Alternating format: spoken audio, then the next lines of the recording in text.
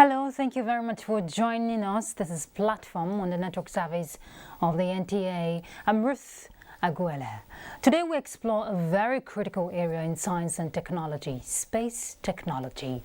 Nigeria has ambitious goals for its future in space, and investing in space technology could have a significant impact on the socio-economic development in the country.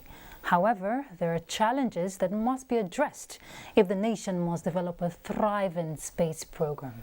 Now, this is where the National Space Research and Development Agency comes in. It was established in 1999 with a broad objective to pursue the development and application of space science and technology for the benefit of the nation. Now, its mandate is clearly to make space science and technology application an integral part of the overall strategies for sustainable development. But there are questions seeking answers. With the crop of scientists in Nigeria, why are we yet to launch satellites from a spaceport located in the country? Now, how can we leverage on the advantages of space technology to tackle insecurity in the country? What are the strategies adopted by the agency in advancing Nigeria's space technology, and what is the roadmap in sustaining the drive of Nigeria's space policy? Well, many questions begging for answers. Our focus on Platform today is advancing Nigeria's space technology, the issues and gaps.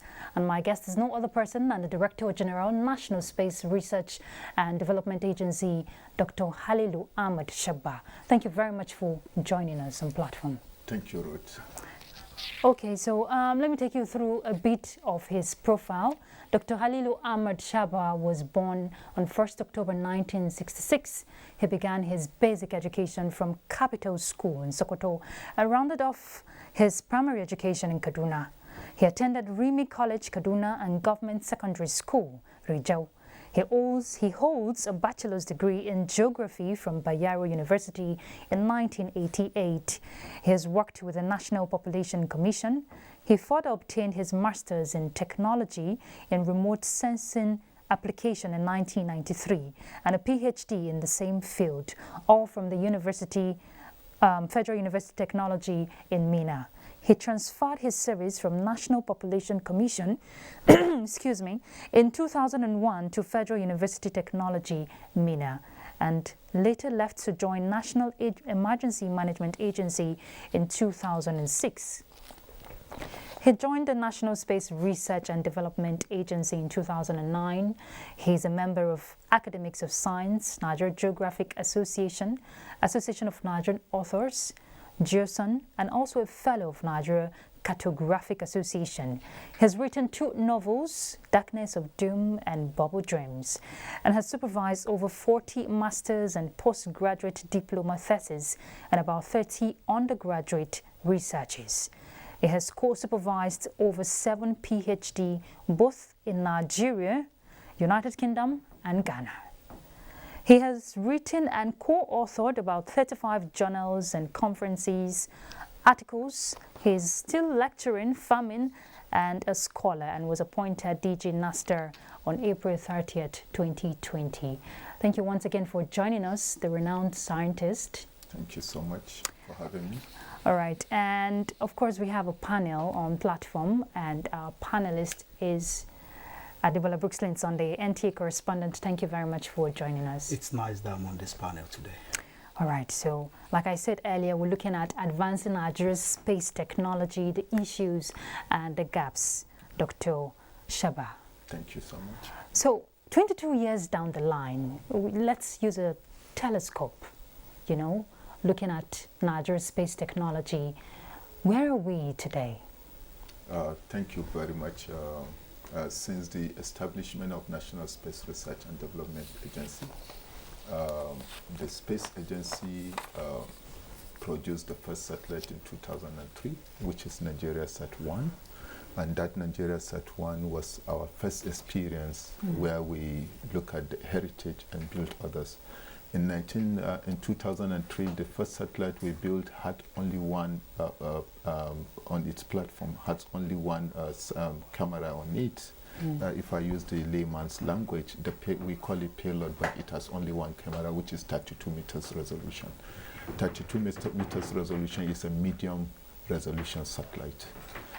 Going on from there, we now went to build, in 2011, we built the second satellite, which is Nigeria Sat-2.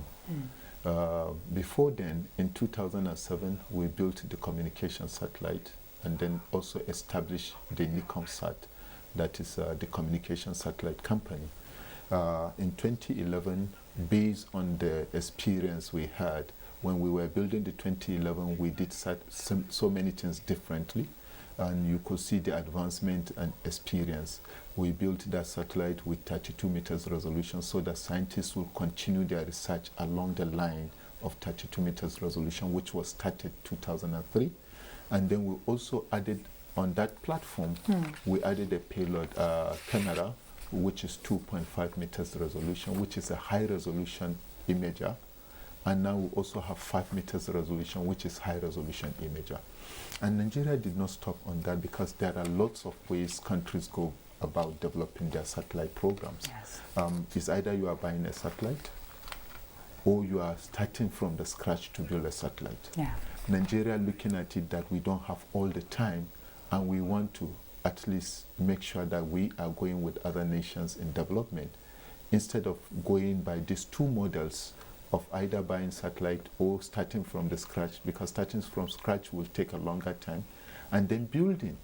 I mean, buying a satellite will deny your engineers experience and knowledge of how to build satellite. We now kind of dovetail the two. Dovetail the two in the sense that now we put our engineers in the satellite. First satellite we purchased, we put our engineers to be part of the building of that that of satellite, building the satellite, and they were part of the design, the building, and testing of the satellite. Now, which gave us heritage, knowledge, and experience in building satellite. And then when we were building the second satellite, we did the same thing.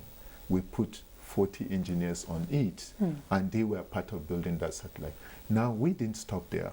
We felt since these engineers were part of building Nigeria Sat-1, Nigeria Sat-2, and Nicomsat-1, which was built 2007, they should also have their hands dirty in building a satellite.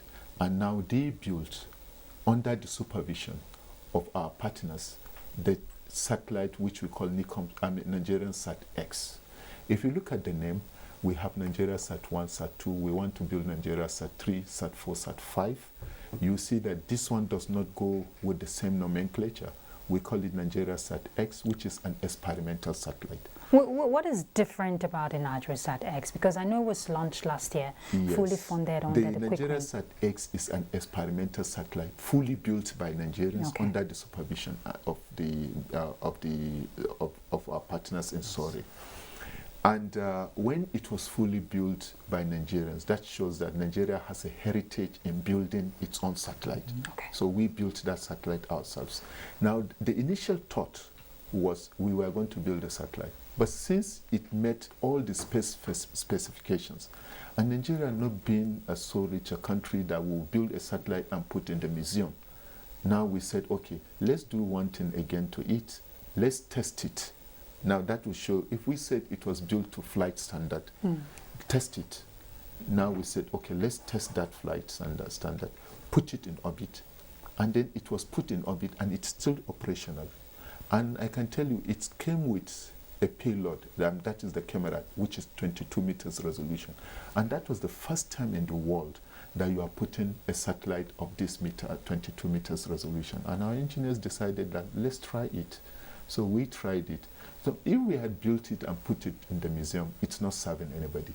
If we put it in the museum, it was not tested. If we put it in the museum, we cannot say that our engineers have a perfect build. But now we're testing it in the space, we say perfectly, it's working.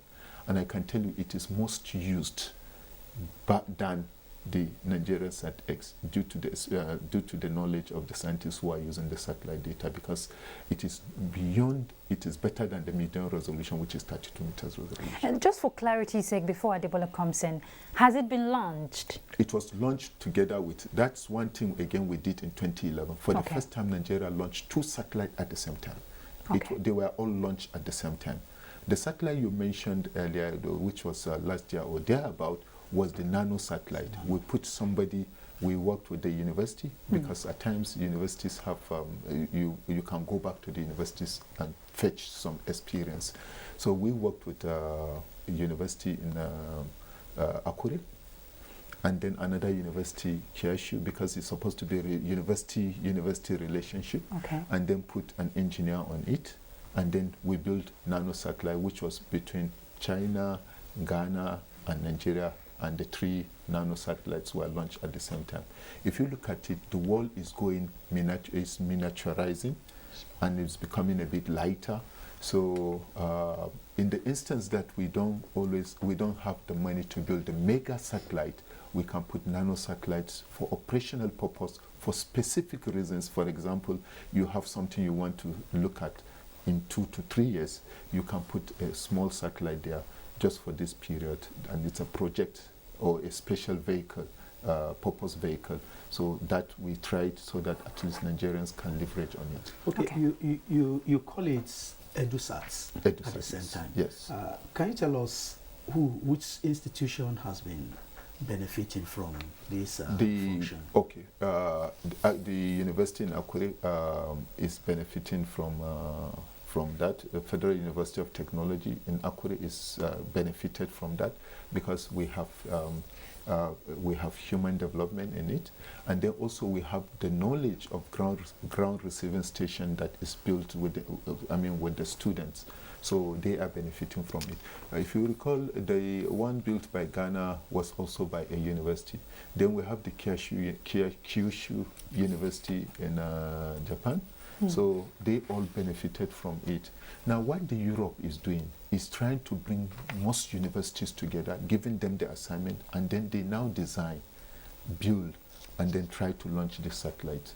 Like when we learned that India was able to launch about 143 satellites or thereabout, if you look at it, these are small satellites that at least they are nano satellites that will serve the nation. Which area specifically are Nigerians benefiting? I think the first thing we thought about is knowledge.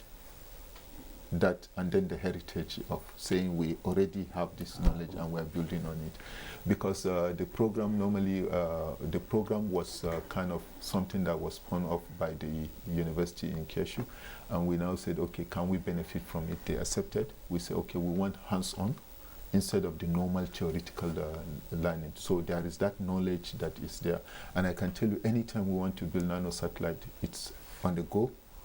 Yeah, we can easily roll out nano satellites because of that experience. Yes. Okay, let's look at the capacity of what we can do as a nation. I know the Center for Atmospheric Research is a center under the agency that is focused on development and research. Now, if we're looking at building capacity in terms of infrastructural capabilities of what we can do when we're looking at space technology, what about for the scientists, human capital development also? Because it's a two-way thing. You improve your infrastructural ability, you also will be thinking of human capital development. How do you marry the two in ensuring that there is a balance? And what has been done? Okay, thank you so much. If you look at it, like the Center for Atmospheric Research is basically more of a scientific research, and then we have a lot of capacity building ongoing. We have related with so many universities. We even have universities, even now as I'm talking to, we have somebody who came from Ethiopia, and someone who came from Kenya just left last month. Okay. We have people who are coming in because of the viability, but the center is not known because it's mostly research based. We also have facilities like NICAP that is trying to look at the weather. It's a way to pick some weather parameters and this. And I think even 2 months back with the University of Maiduguri, we tried to have clean air measurement to know what is the air, what is the parameter, and what is the pollution in the air. So most of these are science-based. That's why people don't even know, because what they get to know about is probably when there are products from it, and then when there are warnings from it. So that center is doing a lot in the area of atmospheric studies, and now they are even going into instrumentation, At times, certain things people go out of this country to buy instruments or to buy equipment they are using. That center is trying to build equipment. That center is trying to look at balloon, to test balloon and to see what it is. You will be surprised that some of our scientists are trying to work on the issue of balloon testing, what the rabbit will look like when it's flying, and then that will now impact on man because of the weight and so on.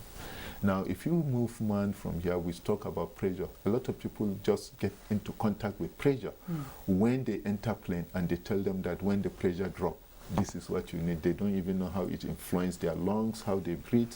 It is only when you go to these centers.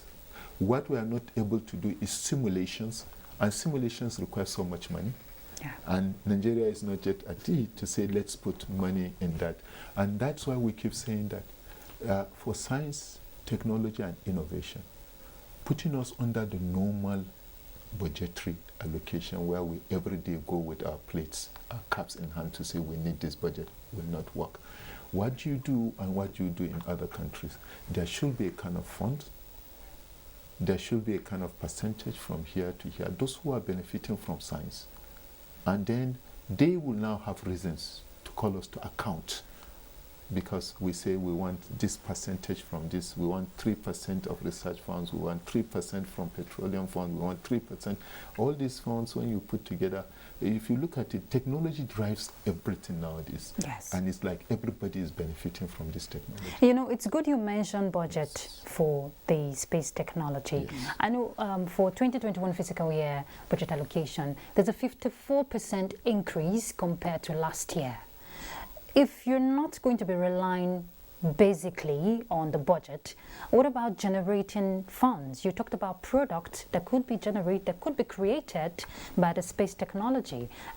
Why are you not looking at harnessing those other aspects to generate funds? Okay, it's easy. It's because people look at the figures. Okay. And I keep saying people look at the figures, what goes into population. To national space research. National space research is still working on infrastructure. If you come to the space agency and look at our arena, we need more laboratories. This is where researches will be carried out. It is this product. If you check NASA, there are a lot of spin-offs. We said, put money in areas where we have spin-offs. Put money in research. Now, if you remove the infrastructural money, you see that the money given to research is so minute. Engineering does not come cheap. It doesn't come easy. Of course. Researches don't yield result easily.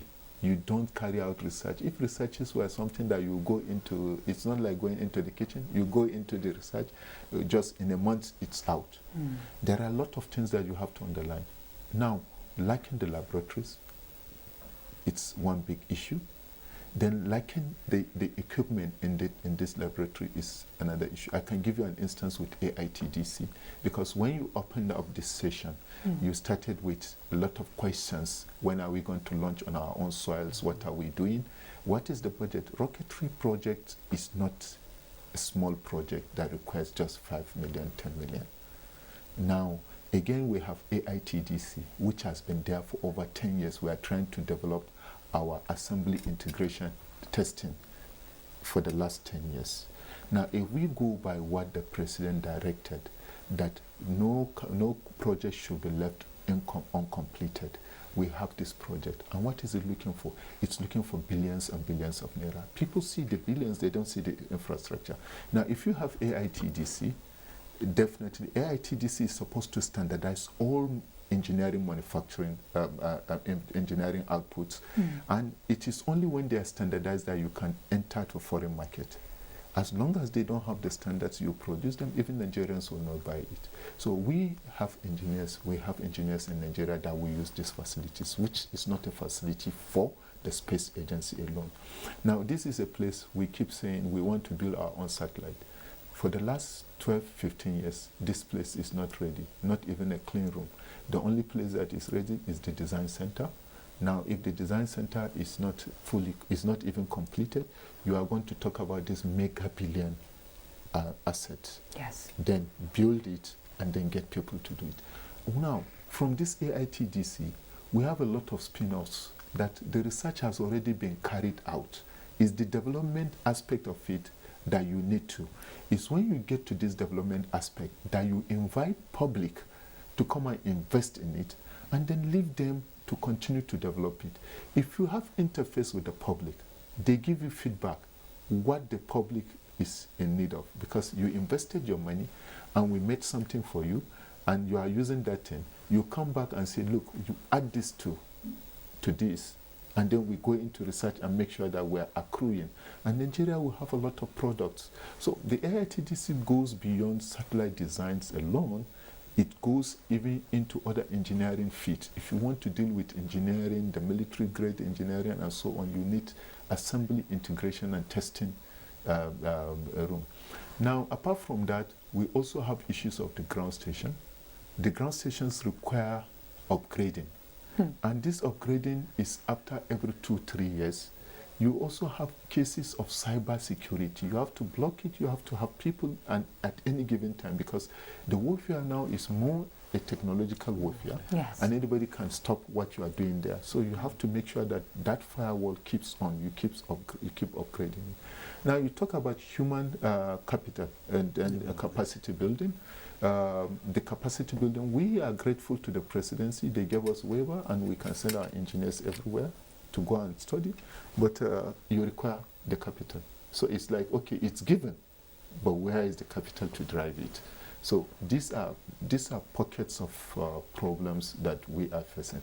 Now, talking about other means of generating funds, you need a satellite that is alive, healthy, and also develop the capacity of people who are going to use this satellite. We are lucky our satellite is 11 years. 12 years in orbit.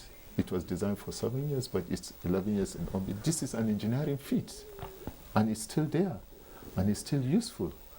So now, what we are doing in essence, because when you talk about satellite, you spend so many years trying to get people educated, trying to get people to know.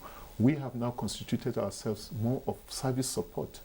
We made it a special purpose vehicle to support Ministry of Health, Education, support environment, water resources, and like you said, for sustainable development, to also support sustainable development goals of Nigeria. What about investments?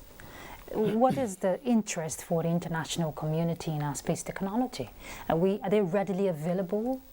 Are you looking at private sector coming in?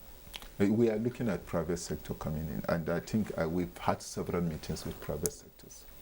If you look at the space industry, you need so much capital to even invest in the activities of space industry. Now, there must be a kind of liberalization. There must be credit facilities, if you look at what most of them are thinking about. And what are these credit facilities? You need people to get loan from the bank to invest and then watch it grow. This must be available. Now, visibility studies. Yeah. A lot of people are not into it to even understand what visibility studies are in it.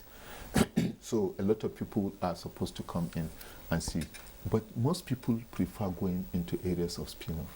Like just the meeting I had this morning, we have people who came into our space incubation center, and what they are looking at is what they can do. We have some American companies coming to talk to us because they saw the viability and they've seen what they can do. And they're already talking about what they can do with the space agency in that area. We have people who are interested in putting sensors all over the country so that at least we'll get scientific data. And they are also interested in coming to Nigeria. In this, we have to create a lot of interface together. So basically, these are areas of investment we are thinking about. We want the public to come in, but the public need to be secured. There should be insurance in this area. So these are the big issues. All right, my question for you will be, let's look at looking inwards. Yes. At a point in time, your establishment dwelt so much on telemedicine, which is an income generation aspect. Yes. Where are we? Okay. We started with telemedicine. We even won an award in 2007. There was this Tiger Award, which was for Africa. And we were the first to start it in Africa. first thing we did was to liaise with Federal Ministry of Health, because that's where the mandate is. We spoke with Ministry of Health, and then for those who have been watching events in Nigeria, passing by, they will see that we left the telemedicine vehicle at the Secretariat for some years. Then we now had to retrieve it. During COVID, we reactivated that because you are trying to see that you avoid people going to the hospital because of the COVID, and then you don't want them to have interface, and you want them to get medical attention where they were. And then we spoke with some medical doctors, some universities outside Nigeria, and the whole idea was, okay, Nigerians will be at home, because it was meant for rural areas, but now Nigerians can be at home. From where they are, they can have access to nothing less than 6 doctors. These 6 doctors will sit in their countries and look at what we are doing. So now what we did, we have now turned it, we are now trying to privatize it. Okay. We now have to call a private sector, we call it Factorial, Atlantic Factorial, and now they are indigenous? Yes, it's indigenous. And Atlantic Factorial is talking to doctors to see how they key in. The doctors will make extra money no matter how small, and then the Nigerians will have access to not only their private or their doctor or their hospitals. Nigeria will have other people other medical experts who are looking, even outside Nigeria, who will be looking at their cases, and they will make suggestions and agree, and then give them medical advice and even give them medical attention. Okay, recently you met with President Muhammadu Buhari. Yes. He talked about reviewing the national space policy. Yeah. Is your policy or our policy up to date? Well, I think there are 2 things here. There is a policy that we have where we have to review, and then there is roadmap. Okay. Now, he was so particular about the roadmap, because we've been having roadmap and we have been shifting our roadmaps. We will have 30-year roadmaps, and we say we are going to put man in space by 2018. By 2023, the man is not in space. Then we say we are going to launch synthetic aperture radar by 2020. By 2020, we don't have the synthetic aperture radar. And now what he said is, come up with what is visible, because we were too ambitious. We were too ambitious because we are comparing ourselves with other developed countries. And we are looking at our capacity. We are looking inward, the capacity of our engineers, what we can do. Now, there is other capacity that is needed, the financial muscles. Okay. Now, the financial muscles was projected, this is what we are going to do. But if you have a dwindling economy, if you look at the recession we went in and the rest, whatever plan you have to go back to the drawing board and say, how do I fit my budget, my projection, my dream into these fluctuations? And he said, okay, go and review the roadmap. When you review the roadmap, it should be represented. Review your policy too, so that you see how you can get money outside government. Now, this we have done internally. Now we are calling people together so that they come and see what we are talking about roadmap, because a lot of people are stakeholders. Let's agree on what the roadmap, because the roadmap is for Nigeria, not for the space agency alone. Okay. And then the case of the policy now, everywhere you go in the world, space science and technology is a strategic asset, not something you say, go and bring revenue. It's a research agency, if you look at it. This is a strategic asset, just like you have in the hospitals, you have ambulance. Even if the doctors don't have car, there must be ambulance. So this is a strategic asset. You use when you need it. You also use because there is a need. Looking at the size of Nigeria, over getting to 1,000 kilometers, if you said you are going to buy satellite images anytime you need it, the same money you are going to use to buy the satellite images is enough to build a satellite for you. Okay, so why don't we look at how we can harness the advantage of what you're saying? Now, according to you, you have described satellite technology as the chronicle of the Earth that has the ability, to collate complex data. Yes. And if we put a spotlight on border-related security challenges, aside other security challenges. Now, you're of the opinion that there is need for utilization and deployment of satellite, capabilities that could be used to tackle some of these crises we're having. What is the agency doing in that regard? Okay, we are working with the people with the mandate, but now what we keep saying these days is the reason why you see the last meeting we had was more on border management. Yes. Border management goes beyond border security. If you are putting so much money in border security without the border management, it's like you are trying to feed the cancer. Feeding the cancer in the sense that border management goes beyond border security. Border security is just an aspect of border management.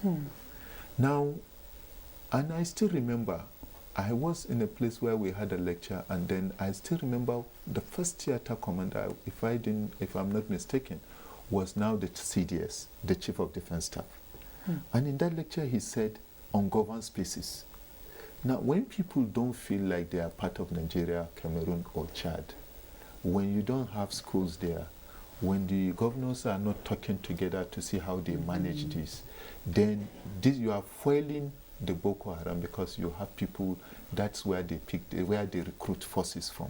They don't believe they belong to, they don't believe they have any sovereignty, they don't believe they should be loyal to anyone. Now, we are talking about border management, which goes to identify what are the activities, which the satellite will give you information about. What are the activities happening at the border? How are they changing? What are the new routes? What is new? What is happening at the border?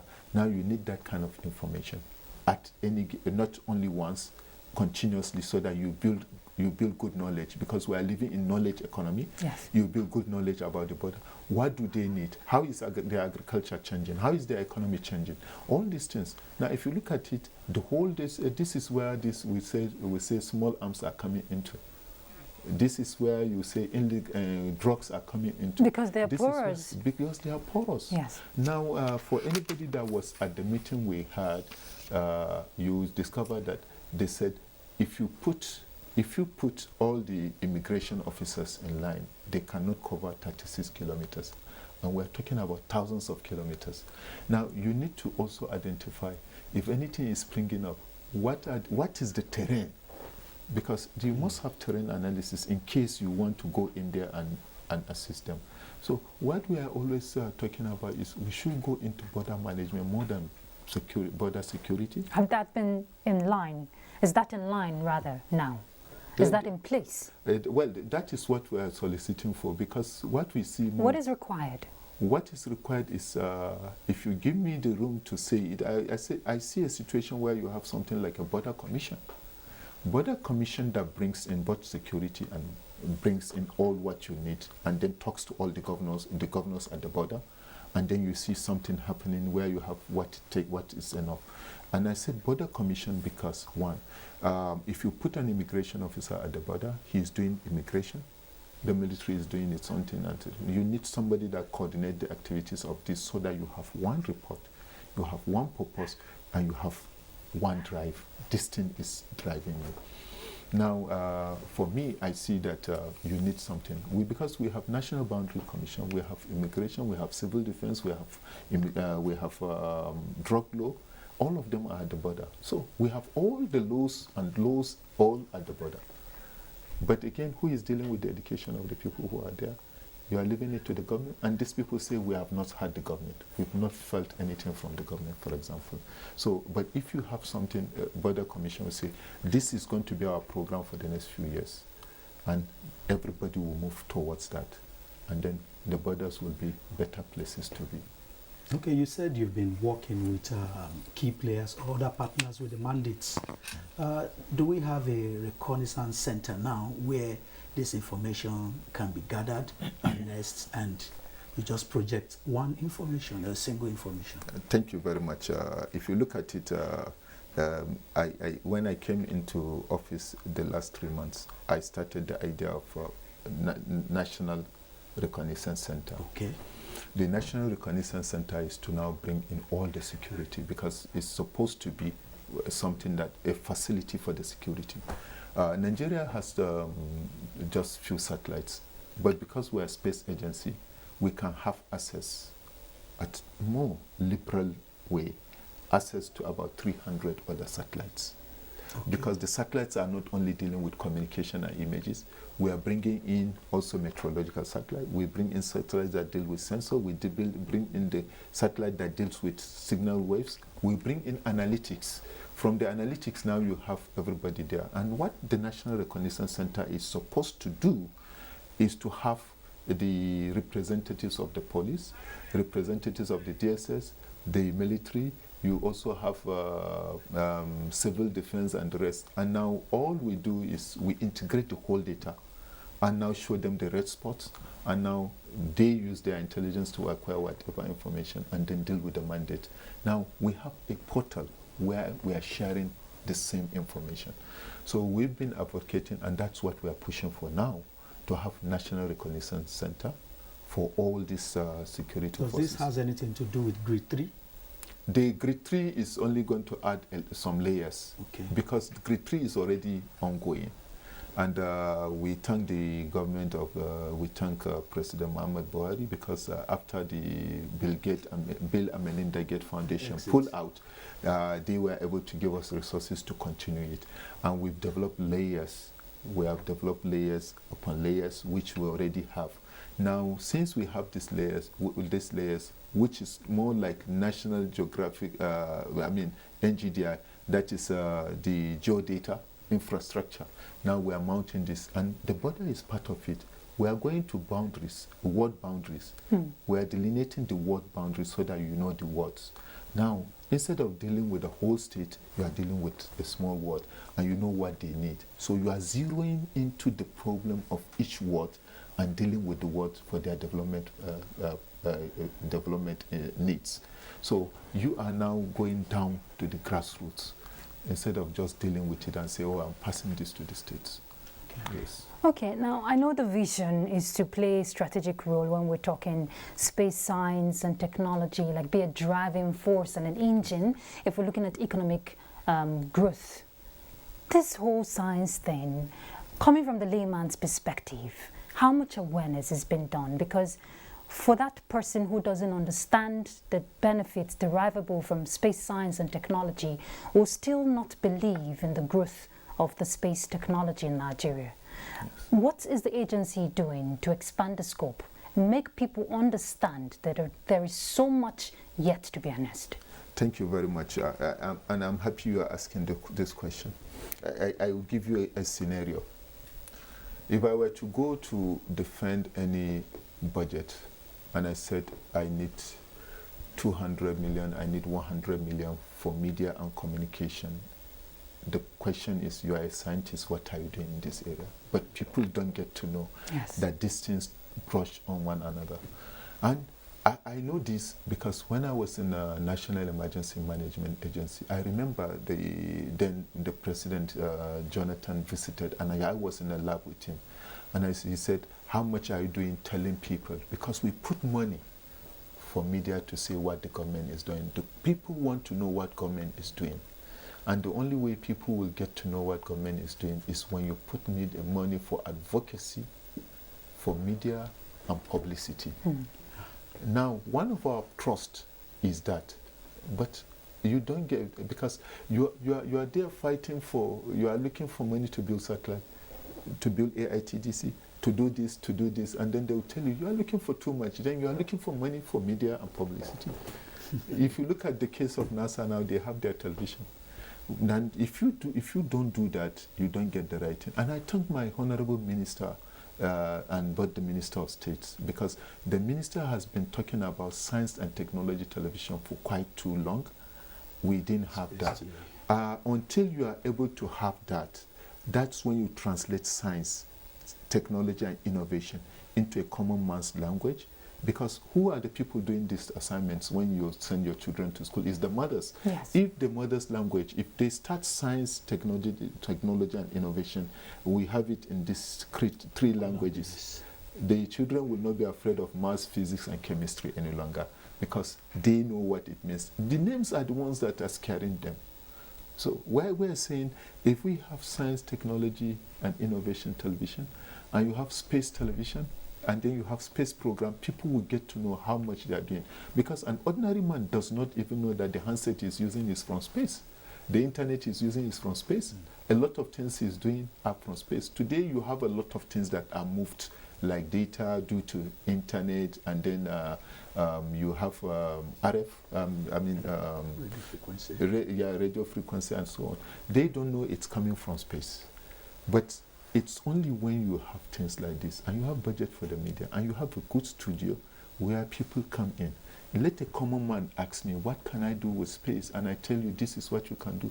The way we can influence agriculture, I can tell you we are going to change the space of agriculture in few years. That I can assure you. The environment will be better. The states will be able to generate revenue because we'll be able to give them a very high resolution imagery so that you know what is the size of the land, what is the value of structure in it, Yes. and then how much you are charging from it, who is using what facility so that you'll be able to plan. Then you'll also be able to do simulation in the areas of security, and you'll be able to look at it in case of emergency. What do I do? I give you an example with Area 10. Area 10 has all the facilities it needs in case there is emergency. If you look at it, the military setup is close to Area 10. Yes. You have fire service close to Area 10. 10. You have police close to Area 10. You The have CID. the hospital. You have CID. All these things are close to Area 10. But if they don't have simulation and they are not working together, the purpose will be lost. Yes. So the space now brings everybody on the same platform. Wow. And say, this is what you have. In case of this, where do you run to? In case of this, who do you call? So let's begin to nip the problem in the bud. Let's start from the foundation. I know part of your mandate, you have the opinion of introducing astronomy into the curriculum at all levels Yes. of our educational system. Yes. I know a lot of young minds who want to, nurture their dreams in space science. But if we're not having it streamlined, it's not going to work. And we see dreams just, thwarted. What is your thought? My thought is as good as yours, because we keep saying, how do we enhance science, technology, and innovation in Nigeria?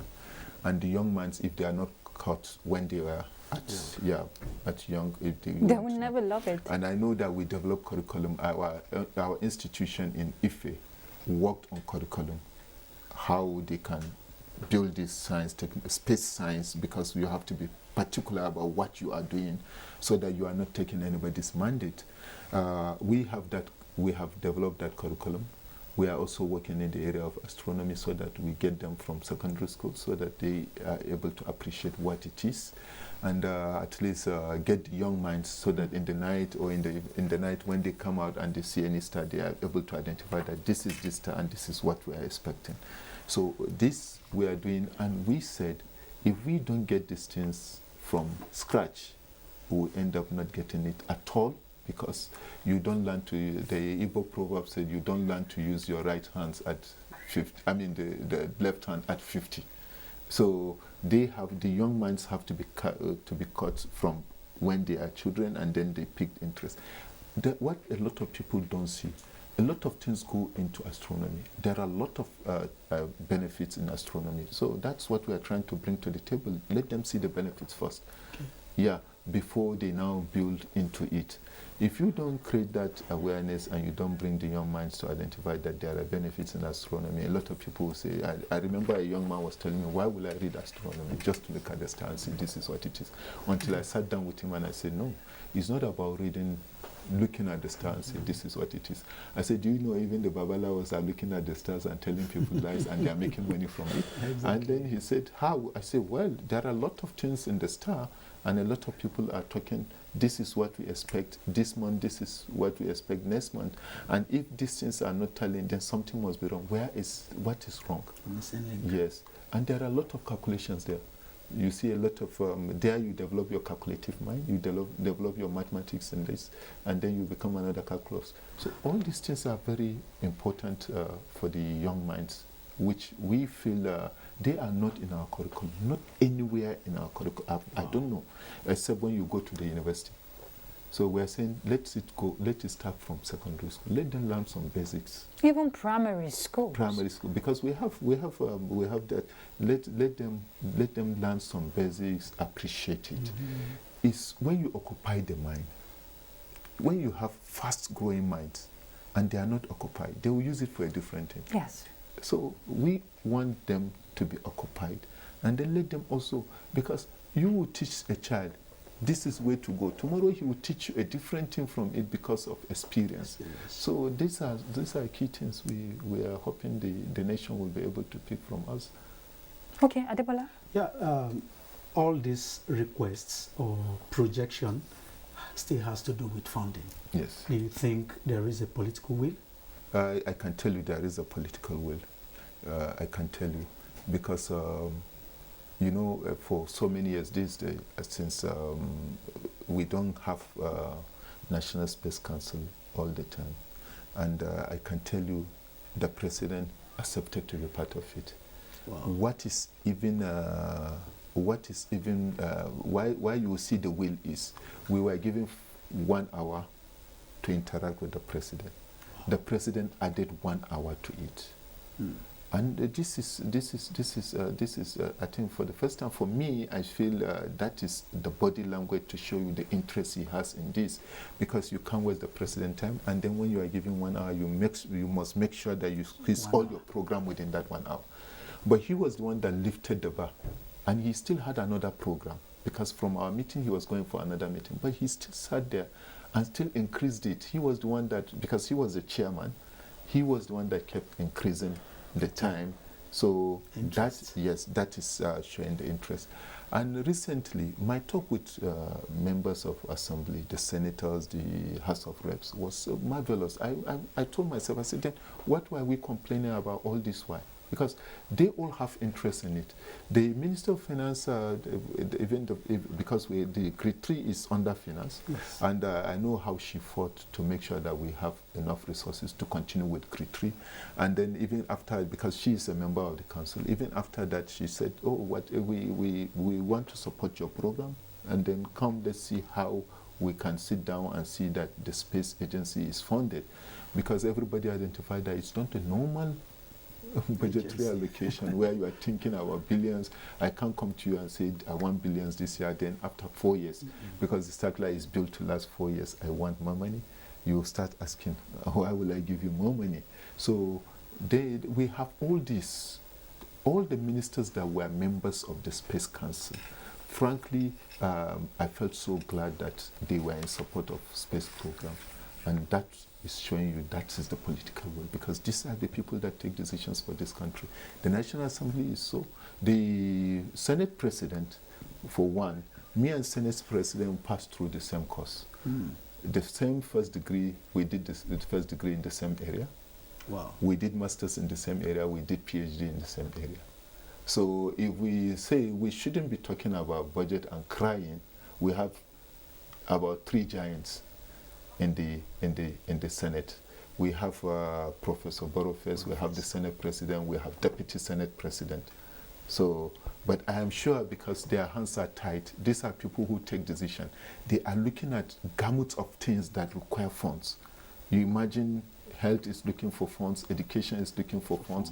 If you don't take time, you even forget that, okay, my first constituency is also in need of those funds. And then we have to kind of find something that is live for these same people. Okay. Yes. Dr. Shaba, Moon Mission. I know Nigeria has plans for Moon Mission. I know why Adebola is laughing, because it seemed impossible, but it's not possible. How do you intend to implement that? The Moon Mission, I am somebody who is always optimistic. Okay. Optimistic about things, and I can tell you. Just on a lighter note, yes. Who is to go? Who is to go to the moon? Yes. Our scientists are to go to the moon. Okay. Our scientists are to go to the International Space Station. Recently, we have developed what we now have created the Department of Physical and Life Sciences, because what happened in space station is research. So the Physical and Life Sciences will even take medical researches to the space station. Now, talking about going to the moon, we are going to, that's why we have astronomy and the rest. They are the people that will go. All these things they've been hearing about the moon, they will land in the moon. I don't believe it is impossible. Okay. I only believe it's a bit difficult for now. Yes, and I believe now that we have set our minds on it, Nigerians will get there. We don't want to be left behind. Okay. Where Yes. will you like to see the space agency in the next 3 years?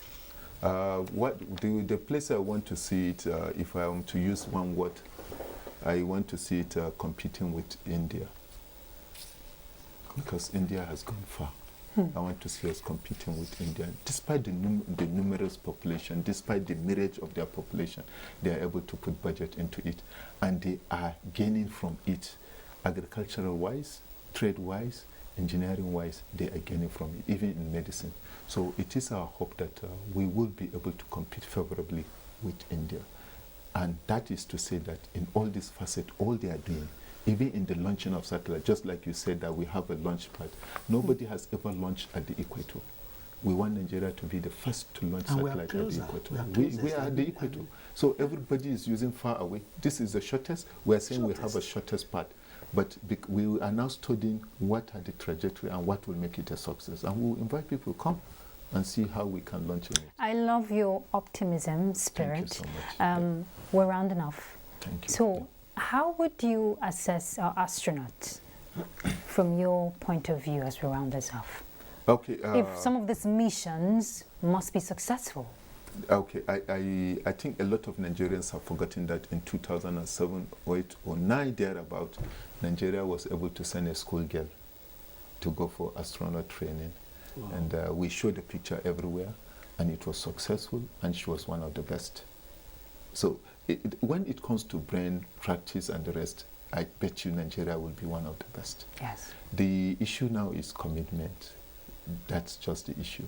So, and for you to train as astronauts, you need so much money. We are talking about close to, I think, 3 billion to train Naira? one astronaut. Yes, Naira, because of the exchange rate and the rest. So you need about that. Now, when do you get that funds is what matters. But I can tell you, Okay. we are found to be the best. All right. Thank you very much, Thank you Dr. so much. Halilu Ahmed Shaba. Thank you for your time on platform. We wish you the best, and Thank we you so want to much. see our space technology grow. Thank you so much, and we will grow with you. All right, Thank indeed. you so much, Thank you yeah. very much, Adebola Brooksley Thank you. Sunday, our NT correspondent. Thank you for your time. Thank you. Okay, for the past 50 minutes and more, we've been looking at advancing Nigeria's space technology, the issues, and filling up those gaps. And the whole goal, is to be in tandem with best global practices, where we see our space science and technology thrive, economic benefit, and the rest. That's Platform. I'm Ruth Aguele. Bye. Thank you so much.